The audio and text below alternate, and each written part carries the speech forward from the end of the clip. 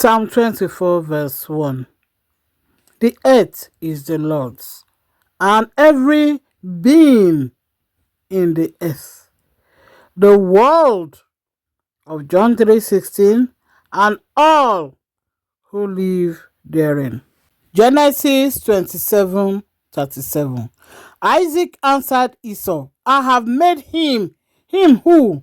Jacob, Lord over you, and have made all his relatives his servants, and I have sustained him with grain and new wine. So, what can I possibly do for you? For you is where it ends. He wasn't that of a son to Isaac. Why did you say that, Jenna beloved?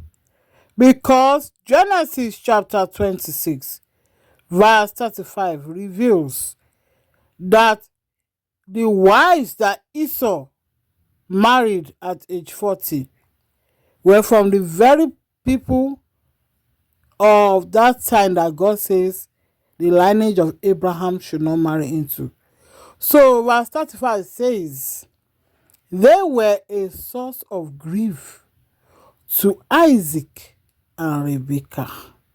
Meaning, Esau's disobedience brought grief to Isaac and Rebekah, to the extent that the spirit of Isaac in Malachi chapter 1, verse 2 to 4 says, Israel doubts God's love. Subtitle, I have loved you, says the Lord. But you ask, how have you loved us? Was not Esau Jacob's brother, declares the Lord. Yet I loved Jacob, meaning the I speaking is Isaac. But Esau I have hated, and I have turned his heel. Remember, his heel people now. Because Esau will try to claim that he's a mountain person. I have turned his hill country into a wasteland, and have left his inheritance to the desert jackals. Edom may say, that's Esau translating his name to another name. So it's like saying, Esau may say, though we've been crushed, we will rebuild the ruins. But the Lord Almighty answers Esau, this is what the Lord Almighty says, they may build, but I will demolish.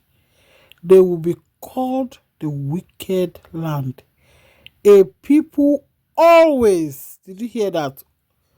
Always under the wrath of the Lord. Let's add verse 5. The children of Israelites will see with their own eyes and say, great is the Lord, even beyond the borders of Israel.